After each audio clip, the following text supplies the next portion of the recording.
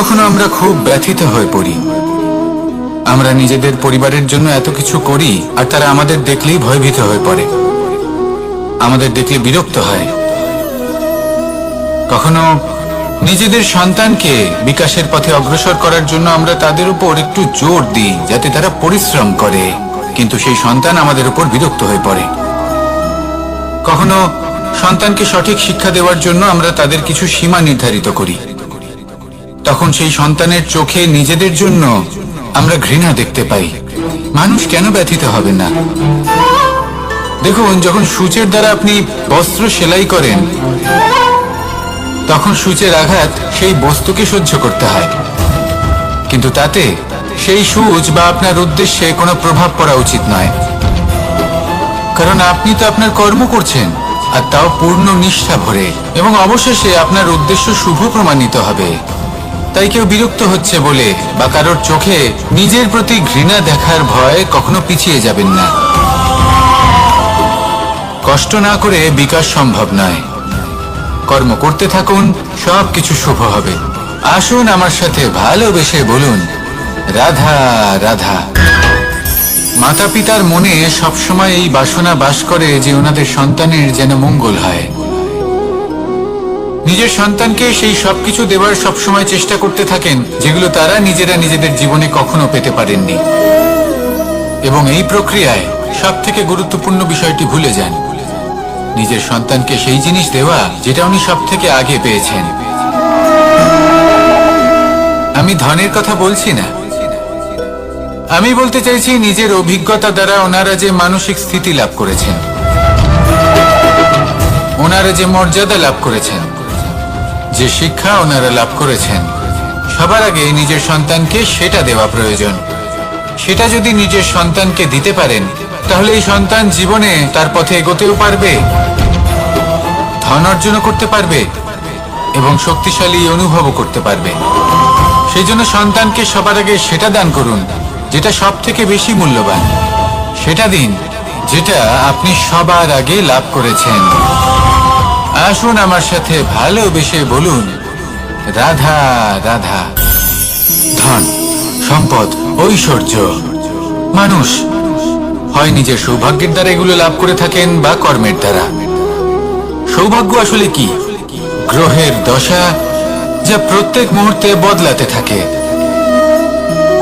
কর্মের মাধ্যমে যখন আপনি ধন অর্জন করেন তখন সেই ধন আপনার আগামী প্রজন্ম লাভ করে।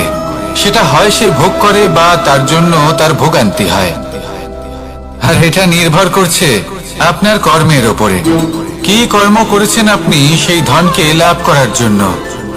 যদি আপনি সৎ পথে চলেন, নিষ্ঠা ভরে আপনি কর্ম করে থাকেন এবং তার ফলে আপনি ধন অর্জন করে থাকেন, তাহলে আপনার আগামী প্রজন্ম সেটা ভোগ করবে, সেটা প্রয়োগ করবে নিজের বিকাশের জন্য। কিন্তু যদি আপনি কুকর্ম করে থাকেন, কোন রকম ছলনা করে থাকেন এই ধন লাভ করার জন্য, তাহলে 100% আপনার আগামী প্রজন্মকে এর জন্য ভুগতেই হবে। তাহলে আপনি কি চাইবেন? যে আপনার আগামী প্রজন্ম সুখ ভোগ করবে নাকি আপনার কুকর্মের পরিণাম ভোগ করবে?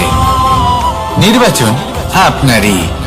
আসুন আমার সাথে ভালোবেসে বলুন, রাধা রাধা। কর্ণ, সূর্যপুত্র কর্ণ,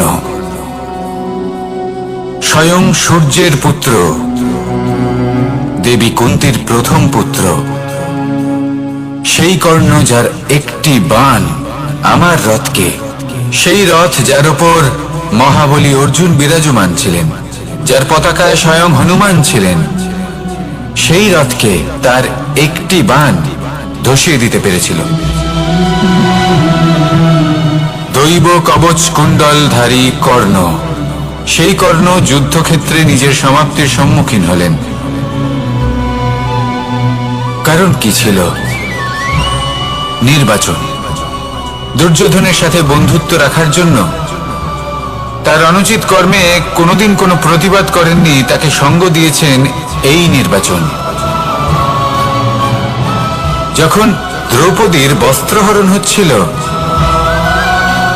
তখন তাকে বাধা দেওয়ার বদলে নীরব থাকার নির্বাচন। তার বিরোধিতা কখনো না করার নির্বাচন। এই নির্বাচনই কারণ হয়ে দাঁড়ালো কর্ণের পতনে। এই সংসারে সবার উপকার আপনি স্বীকার করতে পারেন, তাকে সম্মানও করতে পারেন, কিন্তু তার সামনে এতটাও নত হবেন না যে নিজের অন্তর্মনের কথাটা আপনি শুনতে না পান। নির্বাচন যদি ধর্মসঙ্গত হয় তবেই তা শুভ হয়।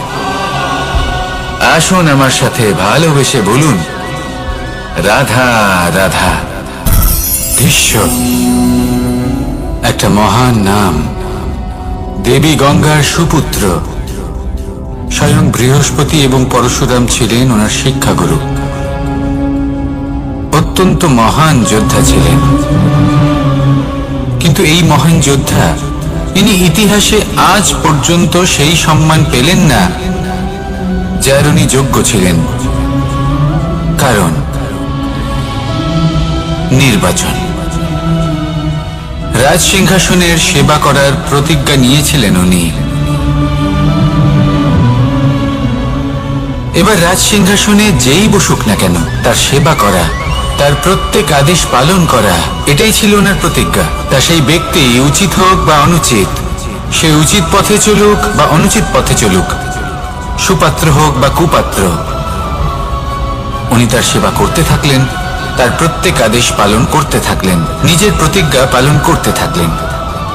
ধৃতরাষ্ট্র নেত্রহীন অবশ্যই ছিলেন, কিন্তু এতটাও নেত্রহীন ছিলেন না যে উনি প্রজাদের চোখের জল, ধর্ম অধর্ম দেখতে পাবেন না। উনি সব বুঝতে পারতেন। আর এদিকে ভীষ্ম নিজে প্রতিজ্ঞাবদ্ধ হয়েছিলেন। দুর্যোধন অনুচিত পথে চালিত হচ্ছিল, তাও উনি তাকে সঙ্গ দিতে থাকলেন। আর পরিণামস্বরূপ আজ পর্যন্ত ইতিহাসে উনি সেই স্থান পেলেন না, সেই সম্মান পেলেন না যার যোগ্য উনি ছিলেন। যদি আপনি কোনো প্রতিজ্ঞা করে থাকেন, তা সে যতই কোনো উচিত কারণের জন্য হোক না কেন, যদি আস্তে আস্তে সময়ের সাথে সেই প্রতিজ্ঞা আপনাকে অনুচিত পথে চালিত করে অধর্মের পথে নিয়ে যায়, পাপের পথে নিয়ে যায়, তাহলে সেই প্রতিজ্ঞা ভঙ্গ করা অত্যন্ত আবশ্যক। সময় অনুসারে নিজেকে বদলানো আবশ্যক, নয়তো এই প্রতিজ্ঞা আপনাকে দিয়ে পাপ কর্ম করাবে, কুকর্ম করাবে, আর আপনার বিনাশের কারণ হবে। আসুন আমার সাথে ভালোবেসে বলুন, রাধা রাধা। অশ্বত্থামার মৃত্যু হলো। কেউ জানে না সে মানুষ নাকি হাতি। এই বাক্য কে বলেছিলেন? সাক্ষাৎ ধর্মরাজ যুধিষ্ঠির।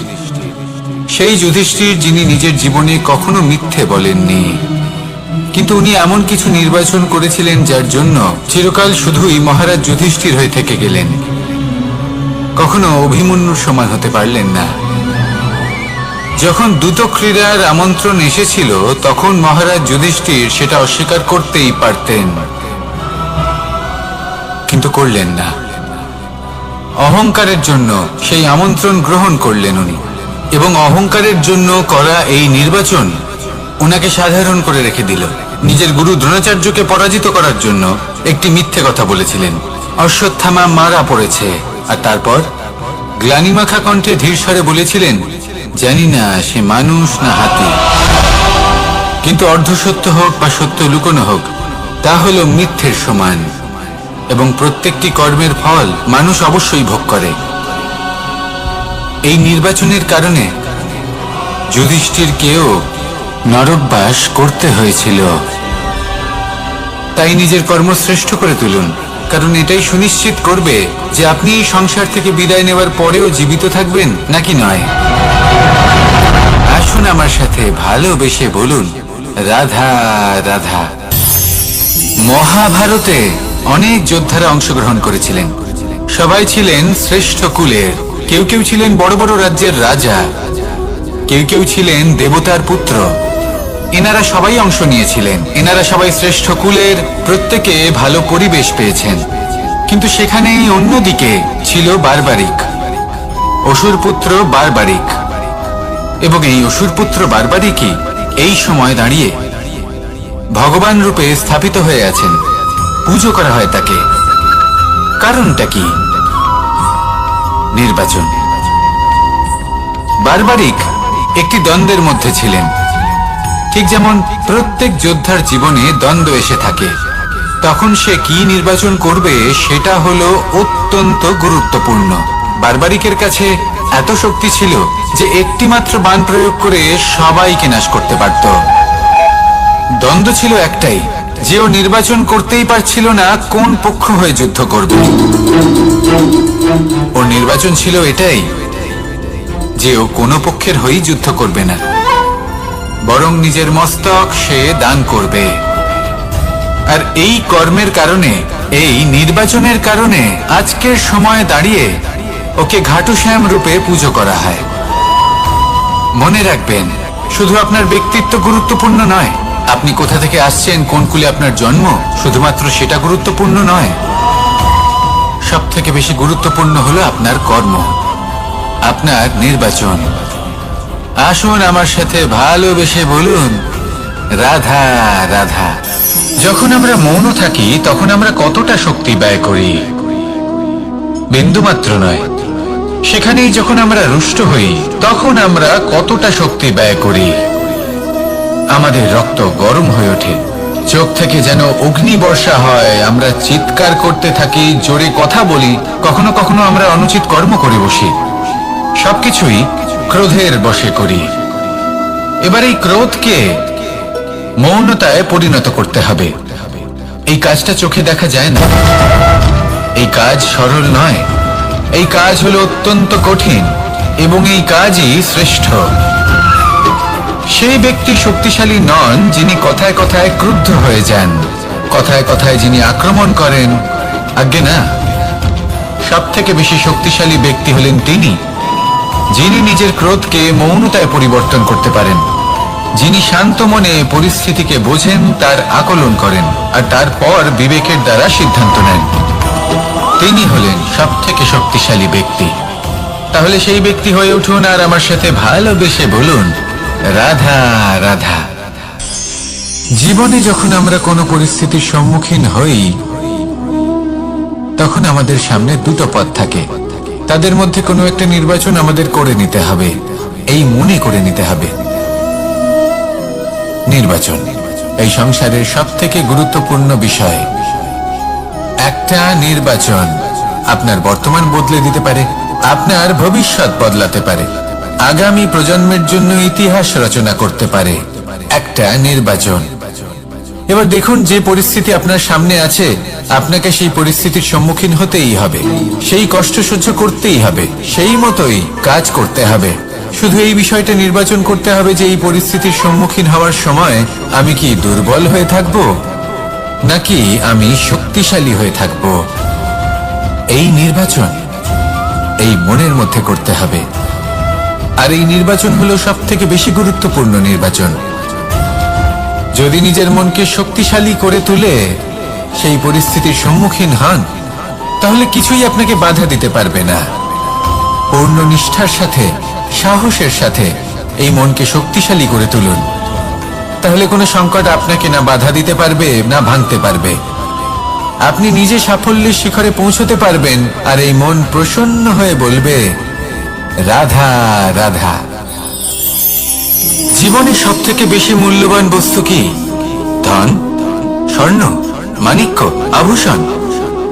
না, এই সব কিছু মিলিয়েও সময়ের এক মুহূর্তের সামনে মলিন হয়ে পড়ে। এক মুহূর্ত যা এক দরিদ্রকে রাজা করতে পারে, যা এক রাজাকেও দরিদ্র করতে পারে। একটি মুহূর্ত যা আপনার আত্মবিশ্বাসকে পর্বতের শিখরে পৌঁছে দিতে পারে, একটি মুহূর্ত যা আপনার অস্তিত্বকে গভীর সাগরে বিলীন করে দিতে পারে। একটি মুহূর্তের খেলা। সব সময় জীবনে সেই ব্যক্তিকে সম্মান করুন, শ্রদ্ধা করুন যিনি আপনার জন্য সময় বের করে থাকেন। সব সময় সেই ব্যক্তির প্রতি নিষ্ঠাবান থাকুন যেই ব্যক্তি খারাপ সময় আপনার পাশে দাঁড়িয়ে থাকে। এই সময় সব থেকে বেশি মূল্যবান। আসুন আমার সাথে ভালোবেসে বলুন রাধা রাধা। প্রজাপতি দেখেছেন কি সুন্দর হয়, তাই না? এই প্রজাপতি, ওদের দিকে তাকালে নিজের অজান্তেই নিজের মুখে হাসি ফুটে ওঠে। কিন্তু এই প্রজাপতি জন্ম থেকেই এমন দেখতে হয় না। জন্ম থেকে এদের কাছে ডানা থাকে না, এরা উড়তেও পারে না। যখন একটি প্রজাপতি জন্ম নেয় তখন প্রথমে ডিম অবস্থায় থাকে সে। আস্তে আস্তে সেই কবচ সে ভেঙে ফেলে, খুব পরিশ্রম করতে হয় তাকে। তারপর কীটের আকার ধারণ করে সে চলতে থাকে। অনেক কষ্ট সহ্য করতে হয়, অনেক পরিশ্রম করতে হয়।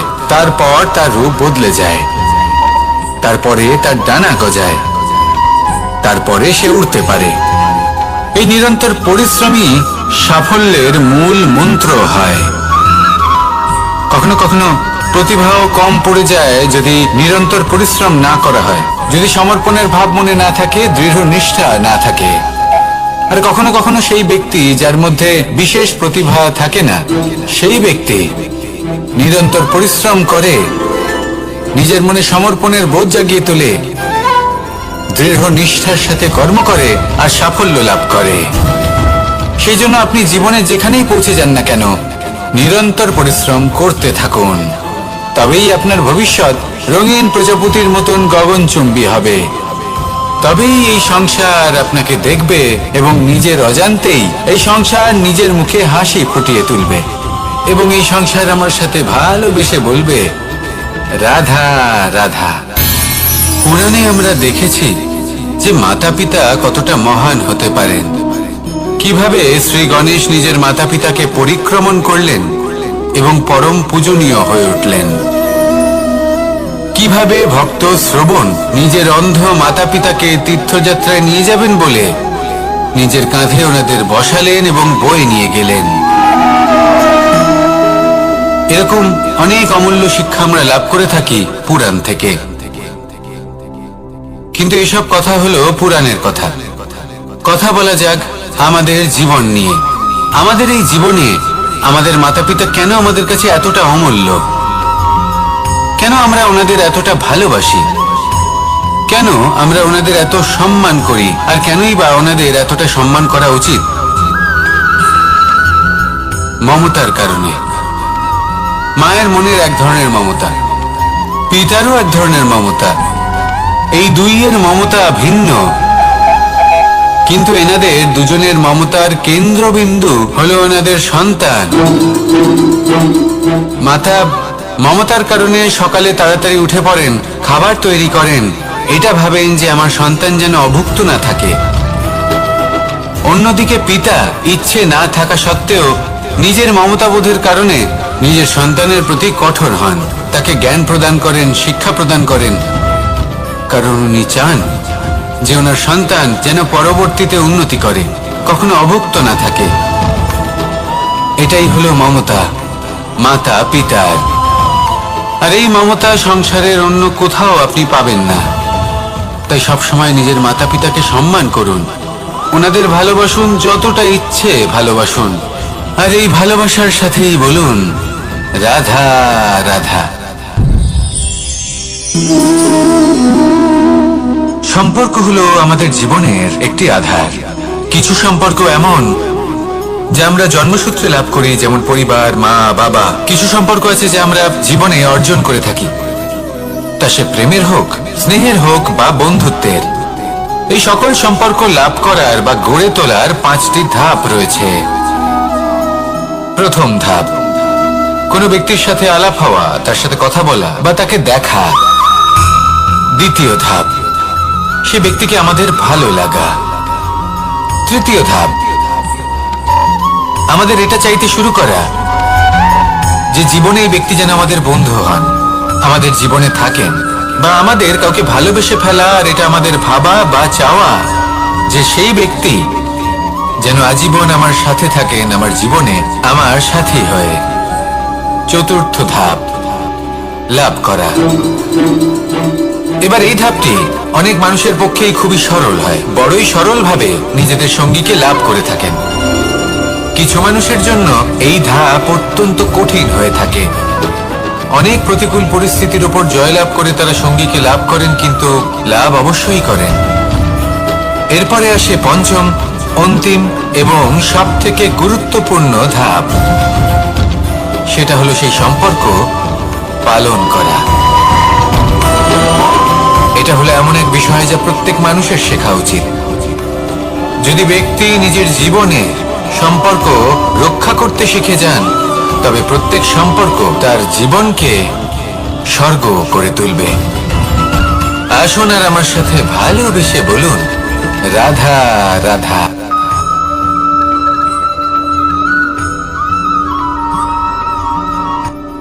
রাত্রে আমরা সুখ নিদ্রা লাভ করি, আমরা স্বপ্ন দেখি, ভবিষ্যতের পরিকল্পনা করি, খুব ভালো লাগে।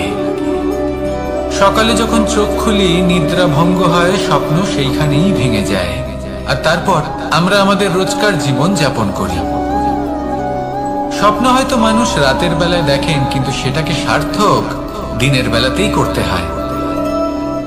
রাতে মধুর বাতাসের নিচে কোমল শয্যায় শুয়ে মাতার গলায় মিষ্টি গান শুনতে শুনতে নিদ্রায় আচ্ছন্ন হওয়া, স্বপ্ন দেখা, ভবিষ্যতের পরিকল্পনা করা বড়ই সরল। কিন্তু সকালবেলায় সময় মতো উঠে সূর্যের তাপ সহ্য করে, সেই উষ্ণতা সহ্য করে সর্বাঙ্গ ঘেমে গিয়ে নিজের পথ খুঁজে বের করা, সেই পথে অগ্রসর হওয়া, বাধা বিপত্তি এসবের সম্মুখীন হওয়া, আর তারপর লক্ষ্য লাভ করা, এগুলো কঠিন কাজ। এ হলো অত্যন্ত কঠিন কাজ। যদি আপনি চান যে স্বপ্ন আপনি দেখেছেন তা সত্যি হোক, তাহলে দিনের বেলায় আপনাকে বেরিয়ে কর্ম করতেই হবে, পরিশ্রম করতেই হবে। মনের এই চক্ষু দিয়ে স্বপ্ন দেখা সম্ভব, কিন্তু যদি আপনি বুঝতে পারেন যে এই স্বপ্নই হলো আপনার লক্ষ্য, তাহলে তাকে সার্থক করতে শুধুমাত্র পরিশ্রম দ্বারাই করতে হবে। তাহলে পরিশ্রম করুন আর আমার সাথে ভালোবেসে বলুন, রাধা রাধা। মানুষের জীবনে তিনটি গুণ অত্যন্ত প্রয়োজনীয়: শ্রদ্ধা, বিনম্রতা, যোগ্যতা। যদি জ্ঞান লাভ করতে চান তাহলে শ্রদ্ধার প্রয়োজন, যদি মান লাভ করতে চান তাহলে স্বভাবে বিনম্র হওয়া প্রয়োজন, আর যদি মনোবাঞ্ছিত স্থান লাভ করতে চান তাহলে যোগ্যতার প্রয়োজন। বিষয়টা সহজ। শ্রদ্ধা আপনাকে জ্ঞান দেবে, নম্রতা আপনাকে মান, আর যোগ্যতা উচিত স্থান দেবে। কিন্তু যদি আপনি এই তিনটি গুণ সম্মিলিত করেন, তাহলে এমন কিছু লাভ করবেন যা এই সব কিছুর থেকে অনেক ঊর্ধ্বে। সম্মান। আর এ হলো সেই সম্মান যা প্রত্যেক মানুষের নিজের জীবনে লাভ করতে চেষ্টা করা উচিত, কারণ এই হলো সেই সম্মান যার কারণে আপনি চলে যাওয়ার পরেও এই সংসার আপনাকে ভালোবাসবে আর মনে রাখবে। আসুন আমার সাথে ভালোবেসে বলুন, রাধা রাধা। আকাঙ্ক্ষা কখন লোভে পরিণত হয়ে যায় তা কেউ বলতে পারে না। এবার তার পরিণাম কি হতে পারে তাও আমরা কেউ জানি না। আজ আমি আপনাকে বলছি, কোনো ব্যক্তি সব থেকে বেশি ক্ষতির সম্মুখীন তখনই হয় যখন সে এটা মনে করে যে সে সব থেকে বেশি সুরক্ষিত স্থানে রয়েছে। সে ভাবে যে সে সেখানে সুরক্ষিত রয়েছে। সে তখন অসাবধান হয়ে পড়ে, আর তখনই তাকে জীবনের সব থেকে বড় ক্ষতির সম্মুখীন হতে হয়।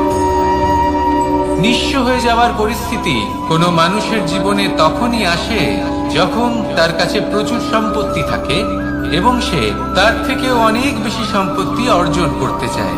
সেই অনেক বেশি সম্পত্তি অর্জন করার চেষ্টায় সে এমন কিছু করে বসে যার ফলে তাকে সমস্ত সম্পত্তি হারাতে হতে পারে। একজন রচনাকার নিজেই নিজের প্রতিভা একদম শেষ করে দিতে পারে যখন সে অনেকগুলো কাজ নিজের কাঁধে নিয়ে নেয়।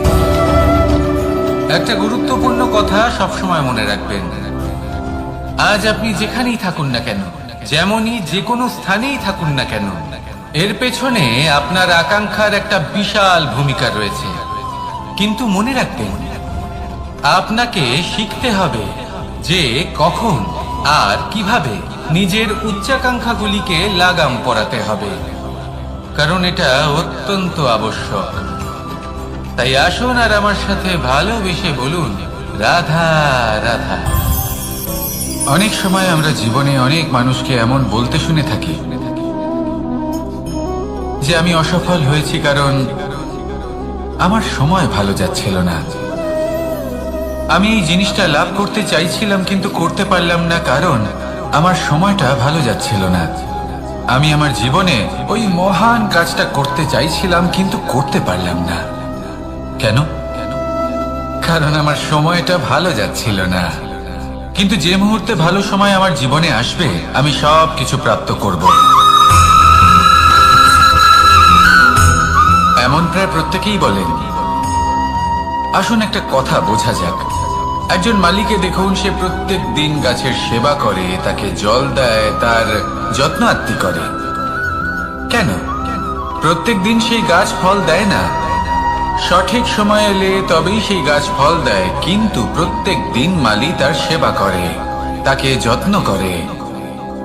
শুধুমাত্র তখন করে না যখন সেই গাছ ফল দিতে সক্ষম। আর যদি মালি গাছের যত্ন প্রতিদিন না করে তাহলে হয়তো সেই গাছ ফল দিতেই পারবে না। এটাই হলো আমাদের জন্য একটা শিক্ষা। যখন সময় আমাদের জন্য অপেক্ষা করে না তখন আপনি সময়ের জন্য কেন অপেক্ষা করছেন? ভালো সময়ের জন্য অপেক্ষা করবেন না। ভালো এবং শুভ কর্ম দ্বারা ভালো সময়কে নিজের কাছে টেনে আনুন। নিরন্তর কর্ম করুন, পরিশ্রম করতে থাকুন। শুভ সময় আপনা থেকেই আপনার কাছে আসবে। আসুন আমার সাথে ভালোবেসে বলুন, রাধা রাধা। মানুষের এই সংসারে জীবনযাপন করার জন্য কিছু জিনিসের প্রয়োজন পড়ে। এমন কিছু আবেগ, এমন কিছু বস্তু আছে যেগুলো তার প্রয়োজন হয়। কিন্তু সব থেকে বেশি যে জিনিসটা তার প্রয়োজন হয় সেটা হলো সম্মানের। আমাদের ভালো লাগে যখন কেউ আমাদের সম্মান করে। আমরা কাউকে সম্মান করলে তারও সেটা ভালো লাগে। কিন্তু আপনি দেখবেন যে সংসারে বেশিরভাগ মানুষ দুটি মাপদণ্ডের ভিত্তিতে সম্মান করেন। হয় বয়স দেখে করেন বা উপার্জন দেখে, অর্থাৎ সেই ব্যক্তি কতটা উপার্জন করেন। এবার ভেবে দেখুন, এটা আবশ্যক নয় কারোর বয়স যদি বেশি হয় তার বুদ্ধিও ততটাই বেশি হবে। আবশ্যক এটাও নয় যে কোনো ব্যক্তি যদি অত্যন্ত ধনী হন বা তার মনও নির্মল হবে বা তিনি সৎকর্ম করবেন বা এমন কোনো কর্ম করবেন যাতে উনি সম্মান লাভ করতে পারেন। হতে পারে উনি ধনী কিন্তু দুশ্চরিত্র। সেই জন্য বয়স বা উপার্জন দেখে কোনো ব্যক্তিকে সম্মান করবেন না। কর্ম দেখুন। যদি গভীরভাবে ভেবে দেখেন তাহলে দেখবেন যদি কোনো মানুষ কোনো সৎকর্ম করেন তাহলে তার প্রতি হৃদয় থেকে সম্মান জাগ্রত হয়। এটাই হলো সেই সম্মান যা অর্জন করতে হবে। বয়স আজ আছে, কাল আরো বৃদ্ধি পাবে। উপার্জন আজ আছে, কাল সেটা কমে যেতেও পারে। কিন্তু যদি আপনি নিরন্তর শুভকর্ম করতে থাকেন তাহলে আপনি মৃত্যুর পরেও অমর হয়ে থাকবেন। আসুন আমার সাথে ভালোবেসে বলুন, রাধা রাধা। পাপ এবং পুণ্য এই দুই হলো সংসারের এমন দুই বিন্দু যাকে কেন্দ্র করে এই সংসারের চক্র ঘুরতে থাকে। আমরা যদি কোনো কর্ম বিচার করি হয় পুণ্য নয় পাপের দৃষ্টিভঙ্গি দিয়ে, এটা হয় পুণ্য না হলে পাপ। কিন্তু এই পাপ এবং পুণ্য এই দুই নির্ভর করে প্রত্যেক মানুষের ওপর, তার চিন্তাধারা, তার পরিস্থিতির ওপর। ধরুন এমন একজন মানুষ যিনি অনেক দিন ধরে বনে পথ হারিয়েছেন, অনেক দিন হয়তো উনি কোনো খাবার খাননি। এবার এমন পরিস্থিতি চলে এসছে যে এবার যদি উনি খাবার না খান তাহলে হয়তো জীবিতই থাকবেন না।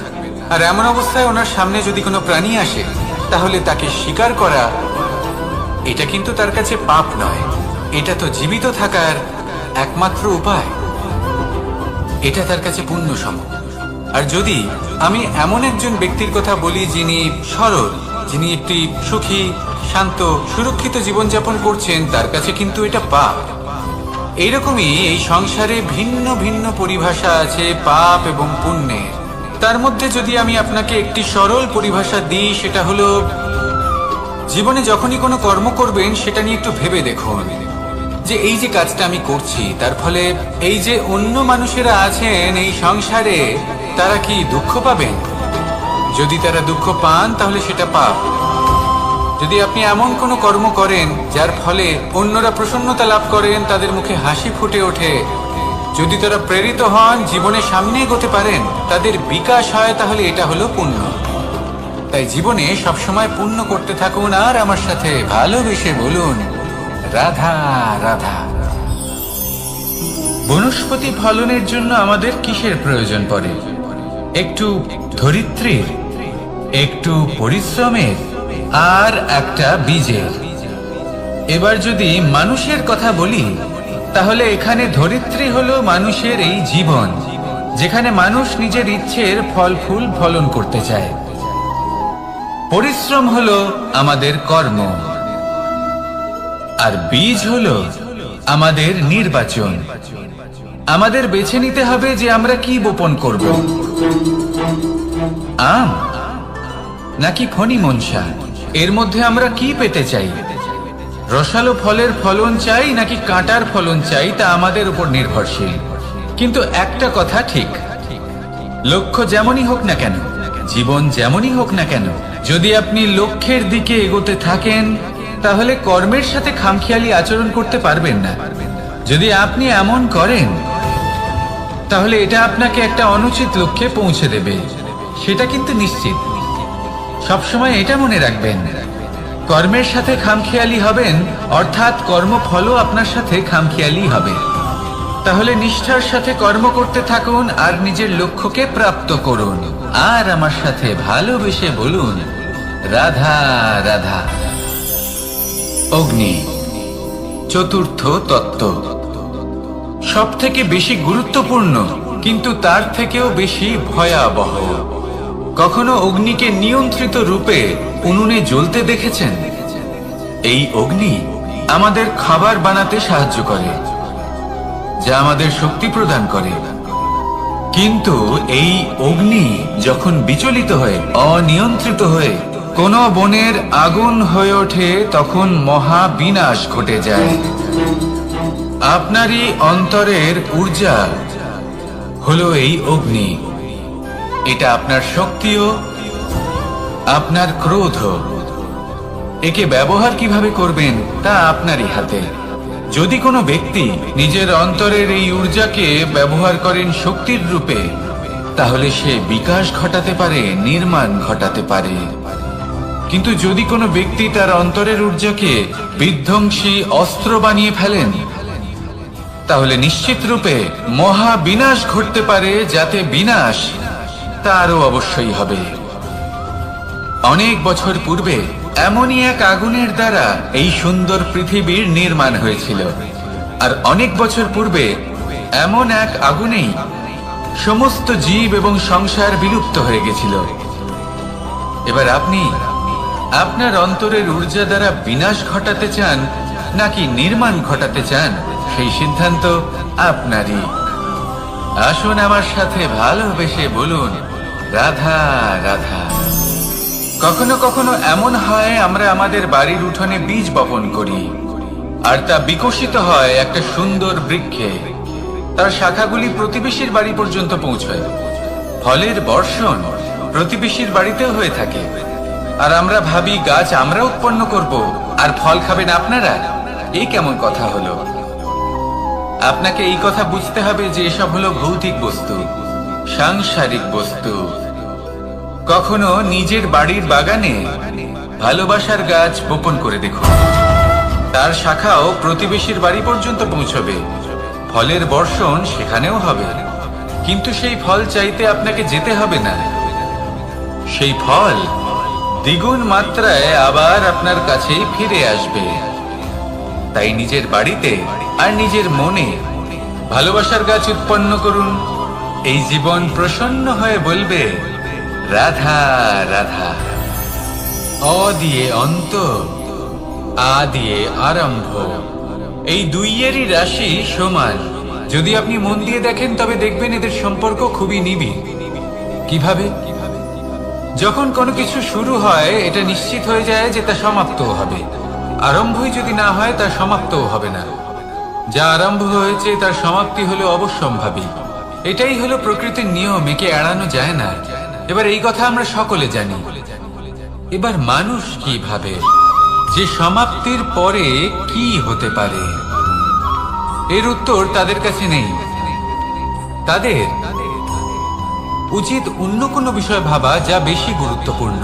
এবার মানুষ এটা জানে না যে মৃত্যুর পরে কি হতে পারে, কিন্তু এই কথা অবশ্যই জানে যে জন্ম থেকে মৃত্যু পর্যন্ত এই সময়, যাকে আমরা জীবন বলে থাকি, এই সময় আমরা কর্ম করতে পারি। এই কথা তো আমরা জানি। তাহলে এমন কি কর্ম করা যেতে পারে যা আমাদের সমাপ্তির পরও আমাদের প্রাসঙ্গিক করে রাখতে পারে, এই বিষয়ে ভাবা উচিত। যে জন্মগ্রহণ করেছে তার মৃত্যু হবেই, এটা সাধারণ বিষয়। কিন্তু ইতিহাস আজও সেই সকল মানুষজনকে স্মরণ করেন যাদের এই সংসার তাদের মৃত্যু নয়, বরং তাদের জীবনকালে যে কর্ম তারা করেছেন তার দ্বারা মনে রাখেন। সেই কর্মের কারণে এই সংসারে তাদের নাম, তাদের কর্ম, তাদের ব্যক্তিত্ব, তাদের কীর্তি অমর হয়ে থাকে এবং থাকবে। আপনার কাছে এতটা সময় নেই যতটা আপনার মনে হচ্ছে আপনার কাছে আছে। সেই জন্য যত শীঘ্র সম্ভব শ্রেষ্ঠ কর্ম করুন, যতটা পারবেন ততটা অধিক সুকর্ম করুন।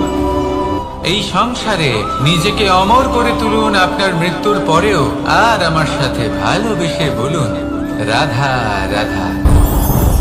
উমাই কি, আমি কখন থেকে এখানে অপেক্ষা করছি, হাত পেতে দাঁড়িয়ে রয়েছি যাতে একটা ফল আমার হাতে এসে পড়ে এবং সেটা আমি খেতে পারি। কখন থেকে অপেক্ষা করছি, কিন্তু সেটা হচ্ছেই না। এবার আপনি বলবেন যে এসব কি বলছি, এ কি অদ্ভুত কথা বলছি। যদি ফল খেতে হয় তাহলে আমাকে বৃক্ষে চড়তে হবে, ফলের কাছে পৌঁছতে হবে, তবেই তো ফল পাবো। এবারে এটা অত্যন্ত সহজ ব্যাপার, কিন্তু এই বিষয়টা আপনি নিজের জীবনের প্রসঙ্গে ভেবে দেখুন।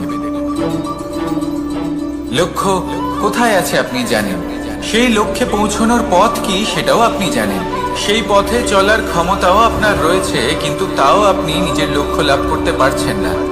কেন? কারণ আপনি অপেক্ষা করছেন যে লক্ষ্য আপনার সামনে চলে আসবে, কিন্তু তা হয় না। লক্ষ্য সে যাই হোক না কেন, ধন হোক, প্রেম হোক, কোনো সম্মান হোক বা মোক্ষ হোক, যদি আপনি তার দিকে অগ্রসর না হন তাহলে ফল প্রাপ্তি অসম্ভব ব্যাপার, তা কোনোদিনই হবে না। সেই জন্য আপনার চোখের সামনে আপনি যদি নিজের লক্ষ্যকে দেখতে পান তাহলে উঠুন এবং সেই দিকে অগ্রসর হতে শুরু করুন। নিজের অন্তরের সকল অশুভ গুণ দূর করুন, অলসতা ত্যাগ করুন, অজ্ঞানতা ত্যাগ করে দিন এবং চলতে থাকুন। অবশ্যই মনোবাঞ্ছিত ফল লাভ করতে পারবেন। মনে রাখবেন, চলতে থাকলে তবেই লক্ষ্য প্রাপ্তি হবে। অপেক্ষার দ্বারা শুধুমাত্র মৃত্যু লাভ হবে। আসুন আমার সাথে ভালোবেসে বলুন, রাধা রাধা। পাখি কখন জন্ম নেয়, কখন উড়তে শেখে, কখন বাসা বানাতে শেখে, কখন নিজের মৃত্যু লাভ করে, এসব আমাদের মধ্যে কেউ জানি না। কিন্তু পাখি একটা কথা খুব ভালো করে জানে, যে এই সংসারে যা কিছুই করুক না কেন, এই সংসারে ওকে নিয়ে কিচ্ছু যায় আসে না। এবার আমরা কি করি? কোনো কাজ করার আগে আমরা এটা ভাবি যে এই সংসার যদি আমাকে দেখে ফেলে তাহলে কে জানে এই সংসার কি ভাববে, আমার প্রতিচ্ছবি কেমন তৈরি হবে কে জানে, কে জানে কি হবে আদি ইত্যাদি। এই সব ভাবনায় আমরা মগ্ন হয়ে যাই। কিছুটা এমন ভাবে মগ্ন হই যে বর্তমানের কর্মের এই জীবনের যাত্রাপথে সেই সময়ের আনন্দ উপভোগ করতে ভুলে যাই। এবার দেখুন একটা পাখি কি করে, ওর কর্ম হলো গান গেয়ে চলা। ওই পাখি গেয়ে চলে, কেউ ওর গান শুনুক বা না শুনুক, কেউ আদৌ শুনছে কিনা সেই বিষয়টা নিয়ে সেই পাখির কিছুই যায় আসে না। সেই পাখি নিজের কর্ম করতে থাকে। হয়তো সেই জন্যই আপনি কখনো কোনো পাখিকে কাঁদতে দেখবেন না। এরকমই আপনাকে নিজেকে গড়ে তুলতে হবে। প্রথমে নিজেকে জিজ্ঞেস করুন, এই যে কর্ম আমি করতে চলেছি সেটা কি উচিত? যদি আপনার মনে হয় সেটা উচিত তাহলে সেটা প্রমাণ করুন। এটা ভাববেন না যে এই সংসার কি ভাববে। আসুন আর আমার সাথে ভালোবেসে বলুন, বনের মধ্যে যদি আপনি কোনো বিষাক্ত সাপ দেখেন তাহলে কি করবেন? আপনি তখনই তার থেকে দূরে পালাতে চেষ্টা করবেন। আর এটা কেন করবেন? নিজের রক্ষার্থে। এই কথা আমি নয় মেনে নিলাম, কিন্তু নিজের জীবনে এটা করেন না কেন? আপনি যেখানেই যান, যে স্থানেই যান না কেন, প্রত্যেক সময় প্রত্যেক মুহূর্তে এমন বিষাক্ত সাপ আপনি অবশ্যই খুঁজে পাবেন। আর সেই সাপ নয় যাদের আপনি বনে খুঁজে পাবেন, এরা হলো সেই সাপ যা আপনাকে পাপ করতে বাধ্য করবে। আপনার অন্তরের বাসনা, ক্রোধ, অহংকার, লোভ, ঈর্ষা এদের বৃদ্ধি ঘটাবে। দেখুন, বনের এই সাপ আপনাকে একবার ছেড়ে দিতেও পারে, ছোবল নাও মারতে পারে, কিন্তু এই যে পাপরূপী সাপ আছে তা অবশ্যই ছোবল মারবে। কর্ম যদি করেন তাহলে অবশ্যই ফল পাবেন। সেই জন্য যখনই কোথাও যাবেন, যদি এমন কাউকে দেখেন, যদি এমন কিছু দেখেন যে আপনাকে পাপ করতে বাধ্য করছে, তাহলে সেই মুহূর্তে সেখান থেকে পালিয়ে যান। যেমন বনের সাপ দেখে আপনি পালাতে থাকেন। সৎকর্মের রক্ষা অত্যন্ত আবশ্যক। আসুন আর আমার সাথে ভালোবেসে বলুন, রাধা রাধা। যদি কোনো সিংহ বানরের মতো গাছে চড়তে চেষ্টা করে তাহলে কি হবে? একটা মাছ যদি মাটিতে হাঁটতে চেষ্টা করে তাহলে কি হবে? তারা বিফলই হবে। কিন্তু এরকম কেন হয়? তার কারণ হলো প্রকৃতির রচনা কিছুটা এরকম। এখানে প্রত্যেকটি ব্যক্তিকে, প্রত্যেকটি প্রাণীকে আলাদা আলাদা গুণের অধিকারী করা হয়েছে এবং সকলকে একটা সীমাও প্রদান করা হয়েছে। এবার এই যে বৃক্ষ, পশু, পাখি, এদের মধ্যে সেই ক্ষমতাই নেই যে এরা নিজেদের যাচাই করতে পারবে, নিজেদের সীমাগুলো বুঝতে পারবে, নিজেদের সদ্গুণগুলো চিনতে পারবে। এরা সেটা করতে পারবে না। কিন্তু মানুষ তো আলাদা। মানুষের কাছে সেই বিশেষ শক্তি আছে যে তারা পূর্ণরূপে নিজেদের যাচাই করতে পারবে, নিজেকে পূর্ণরূপে বুঝতে পারবে, নিজের দোষ, নিজের অপগুণ, নিজের সদ্গুণ, নিজেদের সীমাগুলো তারা বুঝতে পারবে। আর এটা অত্যন্ত গুরুত্বপূর্ণ। কথায় আছে যে যদি সাফল্য লাভ করতে হয় তাহলে নিজেকে যাচাই করে নিতে হবে। তাই নিজেকে যাচাই করুন, নিজের সাথে পরিচিত হয়ে যান এবং জীবনে কর্ম করতে থাকুন। সাফল্যের শিখরে অবশ্যই পৌঁছে যাবেন। আর ওখানে যদি যান তাহলে এই মন প্রসন্ন হয়ে অবশ্যই বলবে, রাধা রাধা। অন্ধকারাচ্ছন্ন রাত্রি যদি এসে থাকে তাহলে আলোকিত প্রকাশ নিয়ে সূর্যও অবশ্যই আসে। রোগ যদি এসে থাকে তাহলে তার ওষুধও অবশ্যই আসে। সমস্যা যদি আসে তাহলে সেই সমস্যার সমাধানও নিজে থেকেই আমাদের কাছে চলেই আসে। এই সংসার, এই জীবনের শুধুমাত্র একটাই নিয়ম আছে, আর তা হলো এটাই, এই সংসার হলো একটা চক্রের মতো। এতে শাশ্বত বলে কিছু নেই, নিত্য বলে কিছু নেই। আর যা কিছুই রয়েছে সব বদলাতে চলেছে। যদি আপনার জীবনে দুঃখ থাকে, সমস্যা থাকে, যদি আপনি বিপদ দ্বারা আচ্ছন্ন, তাহলে মনে রাখবেন সবকিছু বদলে যেতে চলেছে। দুঃখের সময় কাঁদবেন না, মনকে আরো দুঃখী করে তুলবেন না, কারণ এখানে যা কিছুই এসেছে তা যাওয়ার জন্যই এসেছে। তাহলে এত চিন্তা কিসের? আনন্দ সহকারে জীবন যাপন করুন আর আমার সাথে ভালোবেসে বলুন, রাধা রাধা। রাত্রিবেলায় যখন আলোকিত জোনাকিদের দেখেন তখন মন প্রসন্ন হয়ে ওঠে। এদের দেখতে খুবই সুন্দর লাগে। আর এমন ঠিক কেন হয়? প্রথম হলো এটাই যে রাতের বেলায় চতুর্দিক অন্ধকারাচ্ছন্ন থাকে। এমত অবস্থায় যদি আমরা কোথাও একটু প্রকাশ দেখি তাহলে সেটাই আশার কিরণের ন্যায় মনে হয়। সেই প্রকাশই আমাদের মন প্রসন্ন করে তোলে। আর সেই জন্য যে সকল মানুষ রাতের বেলায় কোনো জোনাকি দেখতে পান তারা প্রসন্ন হয়ে যান। এবার কখনো কখনো জীবনে আমাদের মনে হয় যে চতুর্দিকে শুধুমাত্র অন্ধকারই হয়ে আছে। প্রত্যেকেরই তা কখনো মনে হয়। আর তখনই আমাদের নিরাশ হলে চলবে না, আমাদের দুঃখী হলে চলবে না। সেই সময় আমাদের খুঁজতে হবে নিজেদের আশেপাশে, চতুর্দিকে, আর কোথাও না কোথাও আমরা প্রকাশ অবশ্যই দেখতে পাবো, আশার একটা কিরণ অবশ্যই দেখতে পাবো। কেউ এমন একটা কর্ম করেন যেটা দেখে আমরা প্রেরিত হয়ে যাই। আর এমন কোনো কর্ম যদি আপনারা করেন তাহলে সেই কর্ম আপনার মনকে প্রসন্ন ভাব, আনন্দ এবং ভালোবাসা দ্বারা ভরিয়ে তুলবে। আপনার অন্তরে সেই অন্ধকারের অন্ত করবে, দুঃখেরও অন্ত করবে। আর এই মন প্রসন্ন ভাব নিয়ে বলবে, রাধা রাধা। মনুষ্য জীবনের সব থেকে বেশি গুরুত্বপূর্ণ বিষয় হলো মনের একাগ্রতা। এই সংসারের যে কটি মহান কার্য সম্পাদন হয়েছে তা হলো মনের এই একাগ্রতার একমাত্র ফল। আপনি অবশ্যই দেখে থাকবেন অনেক ছোট বড় নদী যা বয়ে চলে তাদের সামনে একটা বাঁধ নির্মাণ করা হয় সেই সব নদীর জল সঞ্চয় করতে। বাঁধ হয়ে গেলে প্রয়োজন মতো বা মনের ইচ্ছে মতো তাকে ব্যবহার করা সম্ভব। এবার এটাই আমাদের মনের সাথেও সম্ভব। আমাদের মনের একাগ্রতা আজকের দিনে দাঁড়িয়ে বিভিন্ন ধরনের বিকার, ক্রীড়া এবং ভোগের মধ্যে ভাগ হয়ে গেছে। একে একত্রিত করতে হবে, একটা বাঁধ নির্মাণ করতে হবে। কর্মের বাঁধ। আপনাকে শুধু এটাই করতে হবে, যেটা উচিত কর্ম সেটাই করুন, যেটা অনুচিত কর্ম সেটা করা থেকে নিজেকে বিরত রাখুন। ব্যাস, এই কাজটাই আপনি করতে থাকুন, মনের মধ্যে একাগ্রতার বাঁধ নির্মাণ করুন। আর একবার যদি তা নির্মাণ হয়ে যায়, তাহলে যখন চাইবেন, যেখানে চাইবেন, যতটা চাইবেন একাগ্রতা প্রয়োগ করতে পারবেন। আর একবার যদি আপনি এটা শিখে যান, তাহলে এই সংসারকে বদলে ফেলার মতো কাজ আপনি করতে পারবেন, সমাজকে শুধরাবার মতো কাজ করতে পারবেন। তাহলে এই মনকে একাগ্র করুন আর আমার সাথে ভালোবেসে বলুন, রাধা রাধা।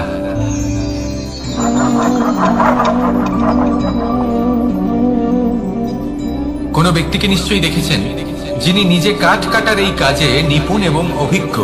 এবার আপনারা দেখবেন যে তার মনোযোগ সমস্ত কাঠের ওপর থাকে না, তার মনোযোগ থাকে শুধুমাত্র একটা কাঠের ছোট্ট একটি অংশের উপর, যেখান থেকে তার টুকরো করা হচ্ছে।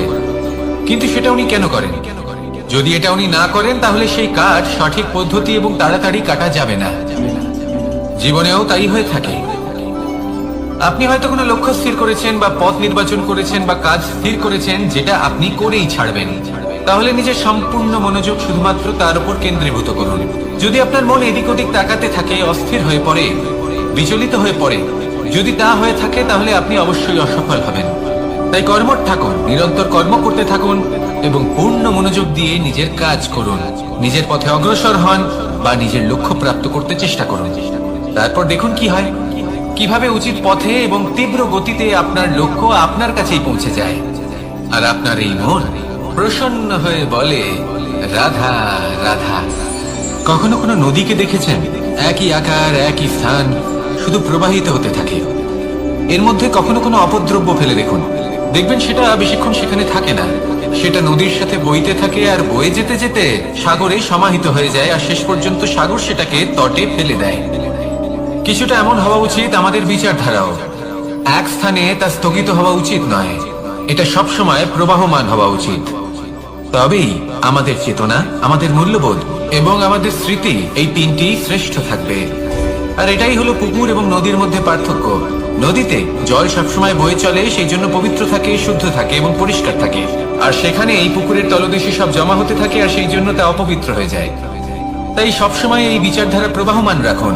যদি মনে কোনো ভাবনা চলে আসে, সেখানেই থেকে যায় এবং বিদ্যে থাকে, তাহলে তা বের করে দিন, তাকেও বয়ে যেতে দিন, এবং তার যা উত্তর হবে তা সময়ের সাথে আপনার সামনেই চলে আসবে। শুধুই নদীর মতো প্রবাহমান হন আর আমার সাথে ভালোবেসে বলুন, রাধা রাধা। এই সংসারে সাফল্য লাভ করার জন্য জ্ঞানের প্রয়োজন হয়, পরিশ্রমের প্রয়োজন হয়, দৃঢ় নিষ্ঠার প্রয়োজন হয়, নিরন্তর চেষ্টা করা প্রয়োজনীয়। কিন্তু আরো কিছু আছে যা অত্যন্ত প্রয়োজনীয় এবং গুরুত্বপূর্ণ। তা হলো ভালো বন্ধু। তাদের থাকা অত্যন্ত প্রয়োজনীয়। যদি ভালো বন্ধু থাকে, তাহলে সময় এলে তারা ঢাল হয়ে আপনাকে সুরক্ষা করবেন। সময় এলে অস্ত্রের মতো শত্রুকে সংহারও করবেন। যদি তিনি জ্ঞানী হন, তাদের মধ্যে সদ্গুণ থাকে, তাহলে এই সব গুণ আপনার মধ্যেও প্রবেশ করবে। তাহলে সাফল্যের জন্য ভালো বন্ধু পাওয়া অত্যন্ত প্রয়োজনীয়। কিন্তু শুধু বন্ধু কেন, ভালো শত্রুও থাকা প্রয়োজনীয়। এবার আপনি ভাবেন, আমি কি বললাম? যদি আপনার জীবনেও ভালো অর্থাৎ শক্তিশালী শত্রু থাকে, তাহলে আপনিও শক্তিশালী হতে থাকবেন। এই শত্রু আপনাকে প্রেরিত করবে আরো বেশি শক্তিশালী হয়ে ওঠার। কখনো কোনো হরিণকে দেখুন, তীব্র গতিতে দৌড়তে থাকে। কেন তীব্র গতিতে দৌড়য়? এই কারণে নয় যে কোথাও তার জন্য মধুর ঘাস অপেক্ষা করে রয়েছে, না। সে এই কারণে তীব্র গতিতে দৌড়য় কারণ সেটা না করলে তার পেছনে একটি সিংহ আছে যে ওকে নিজের ভোজন করে ফেলবে। তাই জীবনে বিপদ, সংকট, এই সবকিছুও হলো অত্যন্ত গুরুত্বপূর্ণ। তার সম্মুখীন হতে শিখুন আর আমার সাথে ভালোবেসে বলুন, রাধা রাধা। আমরা সবাই ফল খাই, কিন্তু আমাদের সেই ফলই প্রিয় হয় যে পরিপক্ক হয়ে ওঠে, যেটা নম্র হয়, আর যে ফল অনেক বেশি মিষ্টি আর সুস্বাদু হয়ে থাকে, যাদের রঙে বাহার দেখা যায়। সেইভাবে জীবনে আমরা নানান মানুষের সাথে পরিচিত হই, কিন্তু সেই মানুষই আমাদের মন ছুঁয়ে যায় যারা বিনম্র স্বভাবের, যাদের বাণী খুব মধুর, যাদের অন্তরে আত্মবিশ্বাসের একটা তেজ, একটা রং দেখা যায়। এবার এমন ব্যক্তি আমরা কি করে হব? ঠিক সেইভাবেই যেমন একটা ফল রোদ, বর্ষা, শীত, বায়ু এই সকল সংকটময় পরিস্থিতির সম্মুখীন হয়ে পরিপক্ক হয়ে ওঠে, সেইভাবেই মানুষ সংকটময় পরিস্থিতির সম্মুখীন হয়ে পরিপক্ক হয়ে ওঠেন। যদি এই সংকটের সম্মুখীন হন তাহলে অভিজ্ঞ হবেন, আর এই অভিজ্ঞতাই শিক্ষা দিয়ে যাবে। এই অভিজ্ঞতা আমাদের শিখিয়ে দেয় যে আমাদের বিনম্র থাকতে হবে। অহংকার করে কোনো লাভ নেই। মধুর বাণীর যে কি মূল্য তা আমরা শিখতে পারি। এই অভিজ্ঞতাই আমাদের বুঝিয়ে দেয় যে উচিত অনুচিত কোনটা আমাদের দৃষ্টিভঙ্গি তৈরি করে, আর এই দৃষ্টিভঙ্গি দ্বারা আত্মবিশ্বাস জাগ্রত হয়। সেই জন্য জীবনে কখনো বিপদ থেকে দূরে পালাবেন না, সেগুলোর সম্মুখীন হন, অভিজ্ঞতা লাভ করুন, তার থেকে শিক্ষা লাভ করুন, এইভাবেই পরিপক্ক হবেন। আসুন আমার সাথে ভালোবেসে বলুন, রাধা রাধা। ধন সঞ্চয় করা সম্ভব, আর সেই জন্য ধন সব থেকে বেশি মূল্যবান সম্পত্তি নয়। এবার আপনি বলবেন, আমি কি বলছি? এই ধন খুব মূল্যবান, আমরা সকলে অর্জন করতে ব্যস্ত। সেটা এই কারণে, কারণ আপনারা জানেন না এই সংসারের সব থেকে বেশি মূল্যবান সম্পত্তি কি। এ হলো সেই সম্পত্তি যা কখনো সঞ্চয় করা সম্ভব নয়। আপনার কাছে যতই ধন থাকুক তা দিয়ে আপনি স্বাস্থ্য লাভ করতে পারেন, বাড়ি কিনতে পারেন, আদি ইত্যাদি, কিন্তু আপনি যতই ধনী হন না কেন, ফেলে আসা দিনের একটা মুহূর্ত আপনি লাভ করতে পারবেন না। এই একটা মুহূর্ত, এই সময়, এটাই হলো সংসারের সব থেকে মূল্যবান সম্পত্তি। একবার চলে গেলে তা কখনোই ফিরে আসে না। আর এই মুহূর্ত যতই চলে যাক না কেন, আমরা স্মৃতির মাধ্যমে সেগুলি যাপন করতে পারি, তার আনন্দ উপভোগ করতে পারি। আর যার সাথে আমরা সময় অতিবাহিত করেছি তার স্মৃতিতে আমরা চিরকাল জীবিত থাকতে পারি। সেই জন্য সময় সব থেকে মূল্যবান সম্পত্তি, তাকে এইভাবে নষ্ট করবেন না। প্রত্যেকটা মুহূর্ত উপভোগ করুন, আনন্দ করুন, আর ভালোবেসে বলুন, রাধা রাধা। কনক, কি সুন্দর একটা শব্দ। এর অনেকগুলো রূপ রয়েছে, অনেকগুলো অর্থ রয়েছে। প্রথম অর্থ হলো স্বর্ণ, অর্থাৎ সম্পত্তি। দ্বিতীয় অর্থ ধুতুরা, অর্থাৎ গাছের ছোট একটা বীজ, যা কিনা অত্যন্ত শক্তিশালী হয়। যদি বেশি মাত্রায় এর প্রয়োগ করা হয় তাহলে এটা বিষময় হয়ে উঠতে পারে। এই হলো সেই ধুতুরা যার প্রয়োগ মহাদেবের পুজোতে করা হয়। এবার প্রশ্ন হলো এটাই যে এই স্বর্ণ এবং এই ধুতুরার মধ্যে মিল কি রয়েছে। মিল হলো এটাই যে এই দুটোই মানুষকে মত্ত করে তোলে। ধুতুরা মানুষকে তখন মত্ত করে যখন তাকে সেবন করা হয়, কিন্তু স্বর্ণ, ধন, সম্পত্তি, মানুষ সেটা যতটাই অর্জন করে নেয় সেটাই যথেষ্ট। এই স্বর্ণ মানুষের ভাবনা চিন্তা করার ক্ষমতাকে বশ করে ফেলে। মানুষ সম্পত্তির লোভে মত্ত হয়ে ওঠে, কারণ যে যত চমৎকারী, যতটা অমূল্য হয় তাকে সামলানো কিন্তু ততটাই কঠিন, তাই না? তাই মনে রাখবেন, ধন, স্বর্ণ, সম্পত্তি এগুলো ধুতুরার থেকেও অনেক বেশি বিষাক্ত হতে পারে। তাই এর উপর আত্মসংযমের একটা কবচ পরিয়ে রাখবেন এবং বিবেকের শক্তির সাথে এগুলো প্রয়োগ করুন, তবেই কল্যাণ হবে। আসুন আমার সাথে ভালোবেসে বলুন, রাধা রাধা। আমার কাছে যশোদা মা যেমন, আমার কাছে দেবকী মা যেমন, আমার কাছে ঠিক তেমনই হলেন গোমাতা। এবার ভেবে দেখার বিষয় হলো এটা যে এই সংসারে অসংখ্য প্রাণী আছে, একজন গাইকে একজন মায়ের মর্যাদা কেন দেওয়া হয়? তাহলে এর অনেকগুলো কারণ আছে। এই গাই অর্থাৎ গোমাতা, এনারা হলেন অত্যন্ত শান্ত, শান্তি প্রিয়, কখনো কারোর কোনো ক্ষতি করতেই পারেন না। গোমাতা যে দুধ নিজের বাছুরকে পান করান সেই দুধই আমাদেরও দেন। সেই দুধ পান করে আমরা শক্তি লাভ করি। এই দুধ থেকে আমরা মাখন, ঘি, পায়েস, এইসব সুস্বাদু খাবার লাভ করি। গোমাতার গোবর আমাদের জ্বালানি হিসেবে সাহায্য করে, যার ফলে খুব কম সংখ্যক কাঠ ব্যবহার করা যায় এবং বেশিরভাগ জঙ্গল সুরক্ষিত থাকে। গোমাতার গোমূত্র, সেটাও আমাদের কাছে লাভজনক। এর দ্বারা আমরা অনেক রোগ থেকে মুক্তি লাভ করতে পারি। গোমাতা যখন একটি বাছুরকে জন্ম দেন তখন সেই বড় হয়ে আমাদের ক্ষেত কর্ষণ করে। সেই জন্য গাইকেও জীবনে মায়ের মর্যাদা দেবেন। যতটা সম্ভব তাকে সেবা করুন এবং ভালোবেসে তাকে পালন করুন। এই মন নিজে থেকেই প্রসন্ন হয়ে বলবে, রাধা রাধা। মধু কারই না পছন্দ বলুন তো?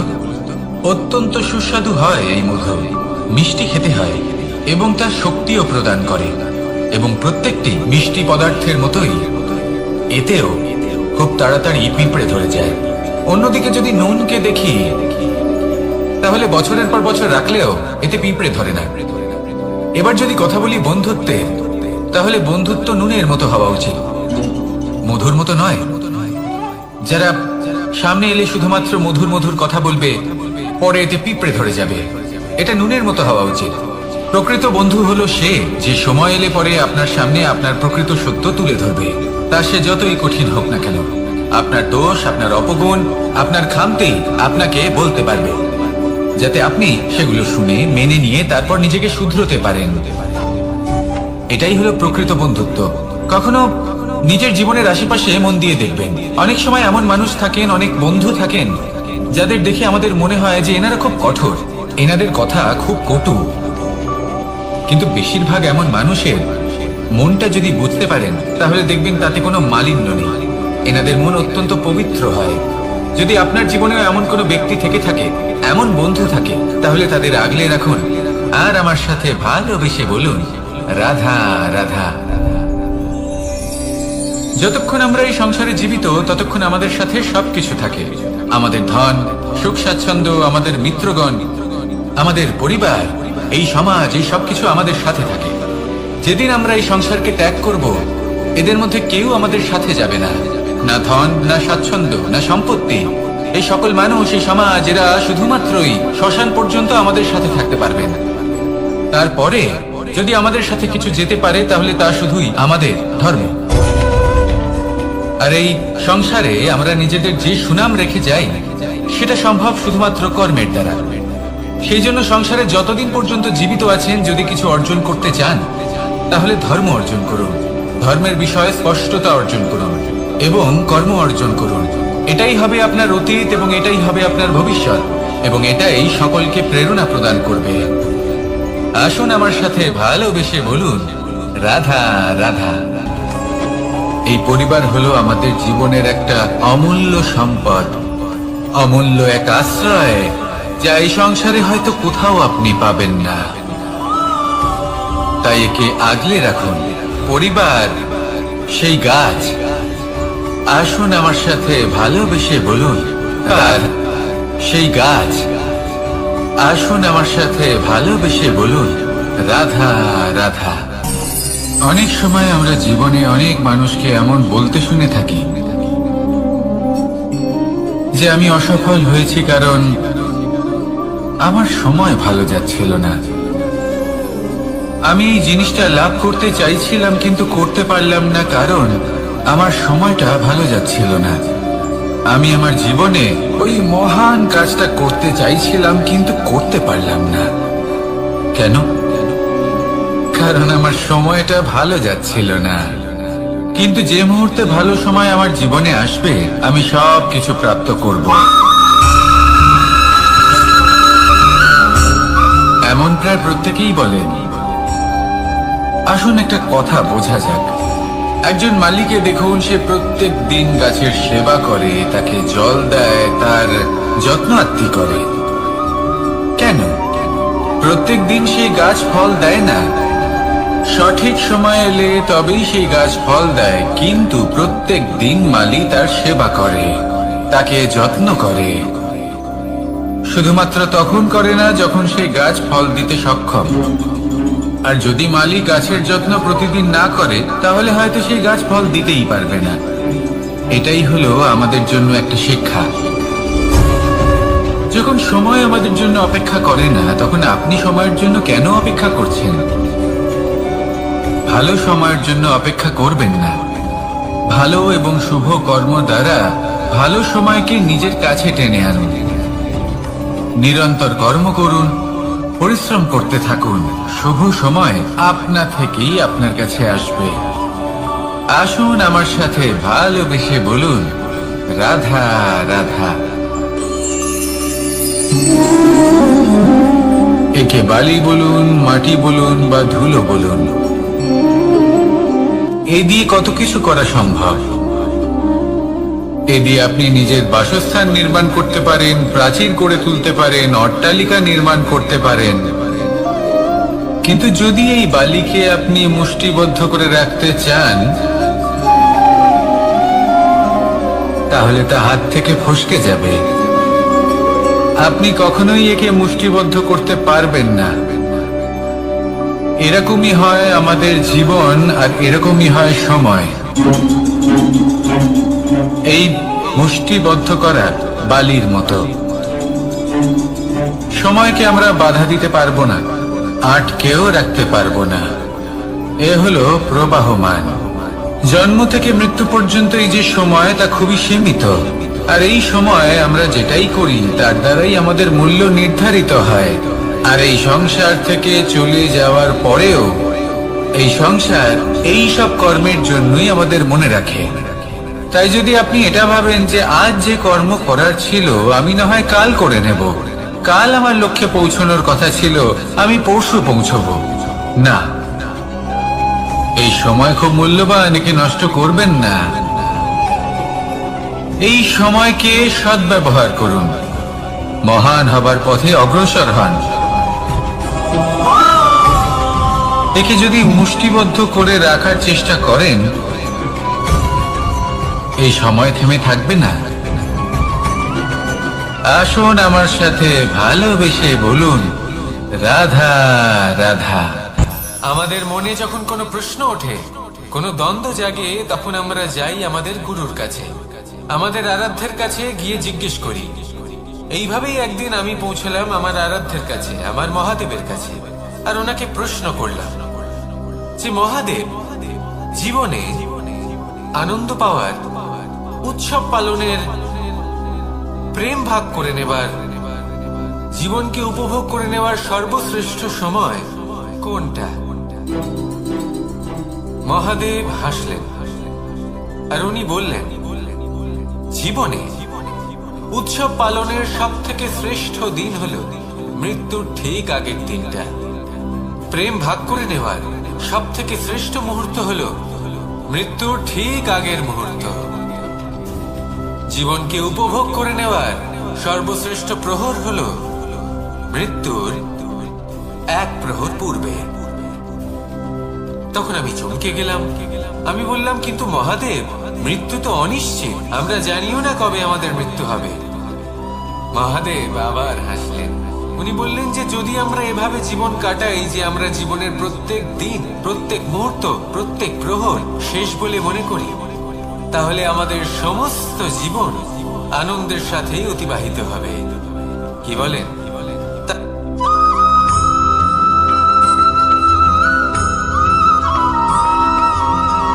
এই সংসারে কোনো বস্তু হোক বা ব্যক্তি হোক, তার একার গুরুত্ব কিন্তু খুব বেশি নয়। একটা উদাহরণ হিসেবে বৃষ্টির ফোঁটাকে ভেবে দেখুন। যদি একটি বৃষ্টির ফোঁটা হয় তাহলে তার খুব বেশি গুরুত্ব থাকে না, কিন্তু যখন সহস্র বৃষ্টির ফোঁটা মেঘের মধ্যে দিয়ে ঝরে পড়ে, তখন সেটা বর্ষার রূপ ধারণ করে। সেই বর্ষা যা এই প্রকৃতিকে শান্ত করে। সেইভাবে পাথরের ছোট টুকরো, তার খুব বেশি গুরুত্ব থাকে না, কিন্তু যখন অসংখ্য পাথরের টুকরো একত্রিত হয় তখন তা পর্বতের আকার ধারণ করে। সেইভাবেই কিছু মানুষ যখন একত্রিত হন তখন তৈরি হয় পরিবার, কিছু পরিবার যখন একত্রিত হয় তখন তৈরি হয় সমাজ, যখন অনেক সংখ্যক সমাজ একত্রিত হয় তখন তৈরি হয় রাজ্য। এবার এই রাজ্যের সব থেকে গুরুত্বপূর্ণ ব্যক্তি হতে পারেন রাজা, কিন্তু তাও সেই রাজা একা কিছু করতে পারেন না। যুদ্ধ লড়ার সময় তারও নিজের সৈন্যদলকে প্রয়োজন পড়ে। কিন্তু এই সংসারে এমন একজন ব্যক্তি আছেন যিনি একাই সব কাজ করতে থাকেন, এবং সেই ব্যক্তি হলেন মা। আমাদের জীবনে একজন পিতার ভূমিকা কিন্তু নিঃসন্দেহে অমূল্য, কিন্তু আমাদের সকলের জীবনে যে ভূমিকা একজন মায়ের তা অন্য কারোর থাকে না। একজন মা একাই সন্তানকে বড় করতে পারেন, সংস্কারী করে তুলতে পারেন, তার জন্য পরিশ্রম করেন। আর এত কিছু কাজ করার পরেও তার কাজের জন্য তিনি প্রশংসা অবশ্য পান না, উল্টে যদি সেই সন্তান অনুচিত পথে চালিত হয়, অনুচিত কর্ম করে, তখন সেই মাকেই অপবাদের পাত্র হয়ে উঠতে হয়। আমাদের জীবনে মায়ের যোগদান কতটা সেটা বুঝুন। আপনাকে বড় করে তোলার জন্য উনি কতটা পরিশ্রম করেছেন সেটা বুঝুন। আজ থেকে, এখন থেকে, এই মুহূর্ত থেকে মাকে সম্মান করতে শিখুন। যখন সময় পাবেন, যখন সুযোগ হবে, তখন তার প্রশংসা করুন। ওনারও ভালো লাগবে।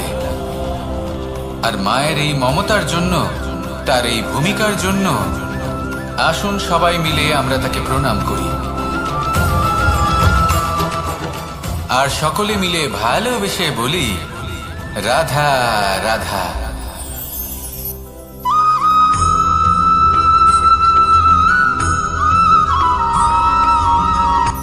এই সংসারে সাফল্য লাভ করার জন্য জ্ঞানের প্রয়োজন হয়, পরিশ্রমের প্রয়োজন হয়, দৃঢ় নিষ্ঠার প্রয়োজন হয়, নিরন্তর চেষ্টা করা প্রয়োজনীয়। কিন্তু আরো কিছু আছে যা অত্যন্ত প্রয়োজনীয় এবং গুরুত্বপূর্ণ। তা হলো ভালো বন্ধু। তাদের থাকা অত্যন্ত প্রয়োজনীয়। যদি ভালো বন্ধু থাকে তাহলে সময় এলে তারা ঢাল হয়ে আপনাকে সুরক্ষা করবেন। সময় এলে অস্ত্রের মতো শত্রুকে সংহারও করবেন। যদি তিনি জ্ঞানী হন, তাদের মধ্যে সদ্গুণ থাকে, তাহলে এই সব গুণ আপনার মধ্যেও প্রবেশ করবে। তাহলে সাফল্যের জন্য ভালো বন্ধু পাওয়া অত্যন্ত প্রয়োজনীয়। কিন্তু শুধু বন্ধু কেন, ভালো শত্রুও থাকা প্রয়োজনীয়। এবার আপনি ভাবেন আমি কি বললাম? যদি আপনার জীবনেও ভালো অর্থাৎ শক্তিশালী শত্রু থাকে, তাহলে আপনিও শক্তিশালী হতে থাকবেন। এই শত্রু আপনাকে প্রেরিত করবে আরো বেশি শক্তিশালী হয়ে ওঠার। কখনো কোনো হরিণকে দেখুন, তীব্র গতিতে দৌড়তে থাকে। কেন তীব্র গতিতে দৌড়য়? এই কারণে নয় যে কোথাও তার জন্য মধুর ঘাস অপেক্ষা করে রয়েছে, না। সে এই কারণে তীব্র গতিতে দৌড়য় কারণ সেটা না করলে তার পেছনে একটি সিংহ আছে যে ওকে নিজের ভোজন করে ফেলবে।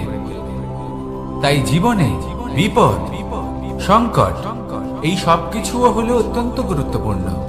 তার সম্মুখীন হতে শিখুন আর আমার সাথে ভালোবেসে বলুন, রাধা রাধা।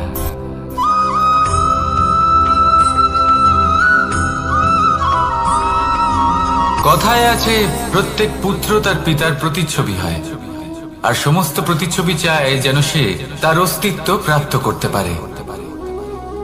পুত্র চায় সে যেন তার পিতার মতো হয়, বা কখনো কখনো তার থেকেও শ্রেষ্ঠ হয়। সেটা কোনো অনুচিত ব্যাপার নয়। অনুচিত তখন হয় যখন পুত্র নিজের পিতার মতো হবার স্বপ্ন পূরণ করতে গিয়ে বা তার থেকেও শ্রেষ্ঠ হওয়ার স্বপ্ন পূরণে অনুচিত পথের আশ্রয় নেয়। কারণ তারপরে সে তার পিতার গুণগুলি আত্মসাৎ করতে চায় না। সে শুধুই এটা চায় যে সংসারের চোখে যেন আমি শ্রেষ্ঠ প্রমাণিত হই। এটা অনুচিত। সংসারে এমন অনেক মানুষ আছেন যারা এই কারণে শ্রেষ্ঠ হওয়ার চেষ্টা করেন যাতে তার পরিবারের, তার পিতার সম্মান বৃদ্ধি পায়। এমনও মানুষ থাকেন, আর এটাই হলো পার্থক্য উদ্দেশ্যের। মনে রাখবেন, যদি আপনার উদ্দেশ্য শুভ হয় তাহলে পথও শুভ হবে। যদি আপনার উদ্দেশ্য অশুভ হয় তাহলে পথও অশুভ হবে। তাহলে নিজের পিতার মতো হবার চেষ্টা অবশ্যই করুন, তার থেকেও শ্রেষ্ঠ হওয়ার চেষ্টা অবশ্যই করুন। কিন্তু মনে রাখবেন, আপনার সংকল্প আর আপনার উদ্দেশ্য এই দুই শুভ হওয়া উচিত। তাহলে আসুন আর আমার সাথে ভালোবেসে বলুন, রাধা রাধা।